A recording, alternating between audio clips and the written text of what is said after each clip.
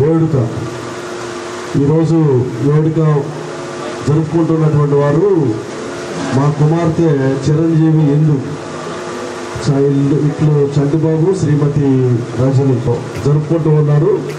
దేవుడి యొక్క వేడుకలు ఇంతవరకు కూడా ఈ కార్యక్రమాలన్నీ భారం వహించి నడిపించినందుకు అందరూ రెండు చేతులెత్తి దేవుని స్తోత్రం చేయడము. స్తోత్రం స్తోత్రం స్తోత్రం స్తోత్రం స్తోత్రం స్తోత్రం. హల్లెలూయా. విశేషంగా ఈరోజు జరుగుతున్నటువంటి యొక్క కార్యక్రమానికి పేరు వస్త్రాలంకరణ, నూతన వస్త్ర బహుకరణ అని పిలుస్తారు, లేదా పుష్పాలంకరణ అని కూడా పిలుస్తారు. దీన్ని ఇంగ్లీష్లో శారీ సెరమనీ అంటారు. అంటే నూతన వస్త్రాలు బహుకరించడం. పిల్లలు పెద్దలవుతూ ఉన్నప్పుడు పెద్దవాళ్ళు అవుతాం మార్పులు. దీన్ని సైంటిఫికల్గా మనం చూసినట్టయితే హార్మోన్స్ మార్పు చెందటాన్ని అంటారు. ఈ విధంగా మార్పు చెందుతూ ఉన్నప్పుడు పిల్లలు యుక్త వయసులోనికి లేదా యవ్వన వయసులోనికి వస్తారు. మనుషుడు పుట్టినది మొదలుకొని బాల్య వయసు అనేది ఒకటి ఉంటుంది, చిన్న వయసు, చైల్డ్హుడ్ డేస్ అంటారు వీటిని. ఆ తర్వాత ఒక స్టేజ్ అనేది వస్తుంది, యూత్ స్టేజ్, యవ్వన వయసు. ఇప్పుడు ఈ వేడుక జరుపుకోవడానికి కారణమైనటువంటి హిందూ, అంటే లల్లి అని పిలుస్తాం కదా, హిందూకి ఒక వయసు అనేది వచ్చింది. ఈ వయసు అనేది చాలా ప్రధానమైనటువంటి వయసు. ఈ వయసు ఏ విధంగా వాళ్ళు మలుచుకుంటారో ఆ విధంగానే ముందు కొనసాగిపోతారు.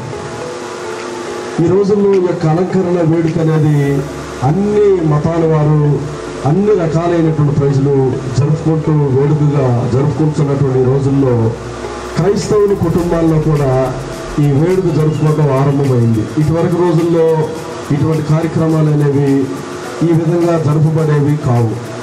ఎందుకంటే ఈరోజు ఈ యొక్క మీడియా అధికమైపోయినటువంటి రోజుల్లో యూట్యూబ్ ద్వారా, ఫేస్బుక్ ద్వారా, రకరకాలైనటువంటి ఈ యొక్క మీడియా ద్వారా జనుల్లో ప్రతిదీ కూడా ఒక చోట ఒకటి ఆరంభమైందంటే అది అన్ని చోట్ల ఆరంభమవుతుంది. నా మట్టుకు నేను చెప్తే ఇటువంటి ఈ యొక్క వేడుకలో ఇదే ఫస్ట్ టైం నేను మెసేజ్ ఇవ్వటం, ఇదే మొదటిసారి. ఇంతవరకు ఏ వేడుకలో నేను పాల్గొనలేదు. ఎందుకంటే మీకు తెలుసు, చాలామందికి టీపీఎంలో ఇటువంటి వేడుకలు జరపబడం, విశేషంగా బ్రదర్స్ ఎవరు కూడా వెళ్ళి పాల్గొనరు, సిస్టర్సే వెళ్ళి ప్రార్థన చేసి వస్తూ ఉంటారు. ఇప్పుడైతే నేను పెద్దోళ్ళయ్యాను కాబట్టి, చాలా పెద్దోళ్ళయ్యాను కాబట్టి ఇటువంటి కార్యక్రమాలు అనేది తప్పకుండా జరిపించాలి. దేవునికి స్తోత్రం. అందుకనే ఈ కార్యక్రమం అనేది ఈ విధంగా కొనసాగుతుంది. ఏదేమైనప్పటికీ ఈ యొక్క కూటమి ద్వారా దేవుడి కుటుంబాన్ని, అలాగే లల్లి యొక్క భవిష్యత్తును దేవుడు ఆశీర్వదించినట్టుగా అందరూ రెండు చేతులు దేవుడి స్తోత్రాలు చెల్లిద్దాము. స్తోత్రం స్తోత్రం స్తోత్రం స్తోత్రం స్తోత్రం. ఈరోజు ధ్యానార్థంగా ఒక వాక్యాన్ని చదువుదాం. పరమగీతాలు 8వ అధ్యాయం 8వ వచనం. పరమగీతములు సొలొమోను రాసిన పరమగీతాలు 8వ అధ్యాయం 8వ వచనం. నాకు ఒక చిన్న చెల్లెలు కలదు, దానికి ఇంకనూ వయసు రాలేదు. వివాహకాలం వచ్చినప్పుడు మేము దాని విషయమై ఏమి చేయదుము. జాగ్రత్తగా వినాలి. ఈరోజు లోతైనటువంటి సత్యాన్ని మనం వింటూ ఉన్నాం. మాకొక చిన్న చెల్లెలు కలదు, దానికి ఇంకనూ వయసు రాలేదు.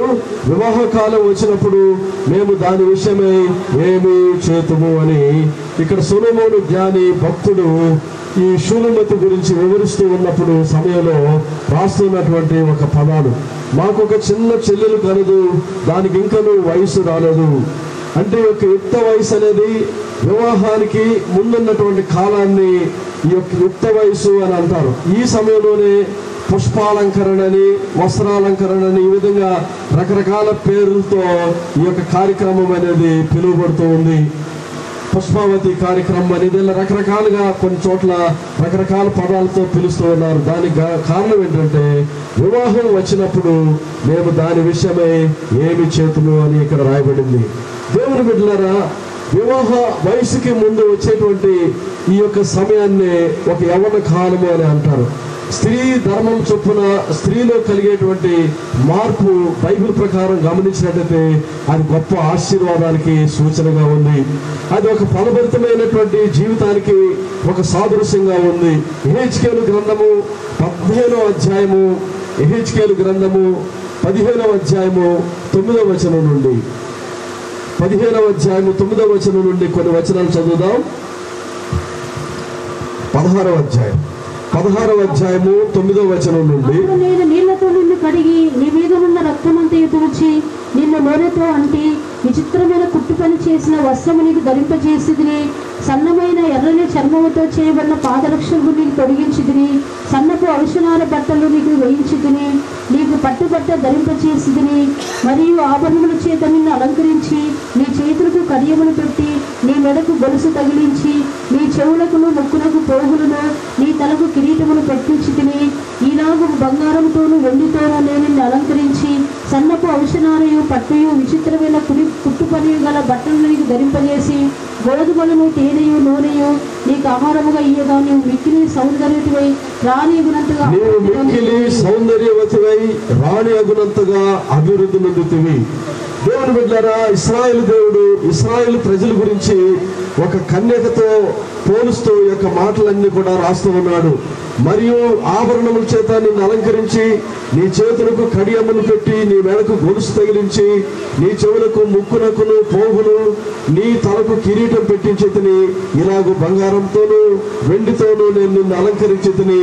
సన్నపు అవిసనారియు పట్టుయు విచిత్రపు కుట్టు పని గల బట్టలను నీకు ధరింపజేశాను అని వస్త్రాలంకరణ గురించి చెప్పబడుతుంది. దేవుని బిడ్డలారా, ఈరోజు సహజంగా మన యొక్క జీవితంలో సమాజంలో మనం గమనించినట్లయితే వస్త్రాలంకరణ చెప్పినప్పుడు ఇక్కడ ఉన్నటువంటి వాక్యంలో ఉన్నటువంటి యొక్క కార్యములన్నీ కూడా కనబడుతూ ఉన్నాయి. అలంకరణ ఈ రోజుల్లో ప్రధానంగా ఒక కన్యక లేదా చిన్న బిడ్డలు ఎదుగుతూ ఉన్నటువంటి సమయంలో వారి గురించి ప్రతి తల్లిదండ్రులు ఆలోచించేటువంటి విషయాలు ఏంటంటే ఆభరణాల గురించి ఆలోచిస్తారు. ఆడపిల్ల కదా, ఆభరణాలు పెట్టాలి, మంచి మంచి వస్త్రాలు పెట్టాలి. ఇక్కడ ఎన్నో విషయాల గురించి రాయబడింది. ఆభరణములతో నేను నిన్ను అలంకరించి నీ చేతులకు కడియములు పెట్టి మెడకు గొలుసు తగిలించి, గొలుసు అని ఉంది ఇక్కడ, చైన్ అనమాట. చైన్ అంటే అర్థం అవుతుంది మనం. నీ చెవులకు ముక్కులకు పోగులు నీ తలకు కిరీటము ఇలాగ బంగారంతో వెండితో నిన్ను అలంకరించి సన్నపు అవిసనారయు పట్టును విచిత్రపు కుట్టు పని గల బట్టలను ధరింపు చేశాను. ఇవన్నీ కూడా ధరింపు చేసినప్పుడు నీవు మిక్కిలి సౌందర్యవతివై రాణి అగునంతగా అభివృద్ధి నొందుతువు. ఇప్పుడు స్టేజ్ మీద కూర్చుని పెట్టినటువంటి ఈ లల్లి కూడా అలాగే ఇప్పుడు నూతన వస్త్రాలు అలంకరించారు. ఇది దేన్ని సూచిస్తుందంటే ఆ బిడ్డ యొక్క ఎదుగుదలను సూచిస్తుంది. ఏదో అలంకరణ ప్రాయంగా, లేకపోతే ఎక్స్పోజింగ్గా, లేకపోతే ఫోటోలకు పోజ్ ఇచ్చే విధంగా, లేకపోతే వీడియోలు తీసే విధంగా ఆ యొక్క అలంకరణ అనేది అలా ఉండిపోకూడదు. దేవుని బిడ్డలారా, అది ఒక అభివృద్ధికి సూచనగా ఉంది, అది ఒక ఎదుగుదలకు సూచనగా ఉంది. దేవుడైన యెహోవా మానవుని సృజించినప్పుడు నీవు ఫలించి అభివృద్ధి పొందమని దేవుడు ఆశీర్వదించాడు. నీవు ఫలించి అభివృద్ధి పొందాలి. నీ అలంకరణ మాత్రమే కాదు. ఇదిగో ఇశ్రాయేలుకు దేవుడు చెప్పుచున్నటువంటి మాట, నీవు ఒకప్పుడు ఏ విధంగా ఉన్నావంటే రక్తంతో నీళ్లతో పడి ఉన్నావు, అటువంటి నిన్ను నేను నూనెతో అంటి నూనెతో కడిగి విచిత్రమైనటువంటి కుట్టు పని గల వస్త్రములు నీకు ధరింపజేసి ఉన్నాను. ఒక పాపంలో, అన్యాయంలో, అక్రమంలో నశించిపోతున్నటువంటి మానవుల్ని కూడా దేవుడు ఇదే విధంగా విమోచించాడు, రక్షించాడు. ఈ యొక్క అలంకరణ అనేది, ఈ యొక్క వస్త్రాలంకరణ వేడుక అనేది యేసుక్రీస్తు యొక్క రక్తంలో కడగబడినటువంటి సంఘానికి సాదృశ్యంగా కనబడుతుంది. ఇదిగో నాకు ఒక చిన్న చెల్లెలు కలదు, దానికి ఇంకను వయసు రాలేదు, వివాహ కాలం వచ్చినప్పుడు మేము దాని విషయమై ఏమి చేయదు అని సొలొమోను భక్తుడు అంటున్నాడు. ఇదిగో దానికి మాకొక చిన్న చెల్లెలు కలగనగా ప్రస్తుతం ఆత్మీయ జీవితంలో వెలుగుబడినటువంటి జనాంగానికి సాదృశ్యం. దేవునిలో బలపడలేనటువంటి జనులు, మారు మనసు లేనటువంటి జనులు, రక్షణ లేనటువంటి జనులు, బాప్తిసం లేనటువంటి జనులు, దేవుని వాక్యాన్ని అర్థం చేసుకోలేనటువంటి ప్రజలు, దేవుని మార్గంలో నడవలేనటువంటి ప్రజలు, లోక సంబంధంగా లోక మూలపాఠాన్ని అనుసరిస్తూ నడుచుకుంటూ తమ యొక్క ఆత్మీయ జీవితాలని నష్టపరుచుకుంటున్నటువంటి జనులు గురించి ఇక్కడ సమయమందు వధువైనటువంటి సంఘంగా మారటం, ఇక్కడ కూర్చున్నటువంటి మీరు నేను అందరం కూడా ఇదిగో వయసులో ఎదగాలి, దేవుల్లో బలపడాలి, యుక్త వయసులో రావాలి, జ్ఞాన విచక్షణని సంపాదించుకోవాలి, యేసుక్రీస్తు రాకడ కొరకు సిద్ధపడాలి. దేవుని బిడ్డలారా, అపోస్తలుడైన పౌలు కూడా ఒక సందేశం ఇస్తూ ఉన్నాడు. 1 కొరింథీయులకు రాసినటువంటి పత్రిక 13వ అధ్యాయము 11వ వచనం. నేను పిల్లవాడనై ఉన్నప్పుడు పిల్లవాని వలె నుంచి ఎదుగుదల గురించి రాస్తూ ఉన్నాడు. నేను పిల్లవాడని ఉన్నప్పుడు పిల్లవాని వలె యోచించితిని, పిల్లవాని వలె తలంచితిని, పిల్లవాని వలె యోచించితిని. ఇప్పుడు పెద్దవాడనై పిల్లవాని యొక్క చేష్టలు మానివేశాను. ఇంగ్లీష్లో ఇలా రాయబడింది, when I was a child I speak as a child, I understood as a child, I thought as a child, but I became a man, put away childish things అని రాయబడింది. అంటే దీని యొక్క అర్థం ఏంటంటే, నేను పిల్లవాడిగా ఉన్నప్పుడు పిల్లవాని వలె మాట్లాడుతుని. ఇప్పుడు యుక్త వయసులోనికి అడుగుపెట్టింది. ఇప్పుడు మన పిల్లలు ఎదుగుతున్నారు. బాలుడైనా బాలికైనప్పటికీ తల్లిదండ్రులారా గమనించవలసినటువంటి విషయం ఏంటంటే, ఈరోజు అనేక మంది ఇటువంటి అలంకరణల మీద పెట్టేటువంటి శ్రద్ధను, దైవికంగా దేవుని యొక్క కార్యాల మీద, ఎదుగుదల మీద శ్రద్ధను వహించట్లేదు. కారణం ఏంటంటే, కాలం అనేది ఒకవైపుకు వెళ్ళిపోతూ ఉంది ఈరోజు. అందుకని పౌలు చెప్తున్నటువంటి మాట, నేను పిల్లవాడనైనప్పుడు పిల్లవాని వలె మాట్లాడుతుని. when I was a child I speak as a child. First speaking, రెండవది అండర్స్టాండింగ్, మూడవది థింకింగ్. ఎదుగుదలలో ఈ 3 విషయాలు చాలా ప్రధానమైనవి.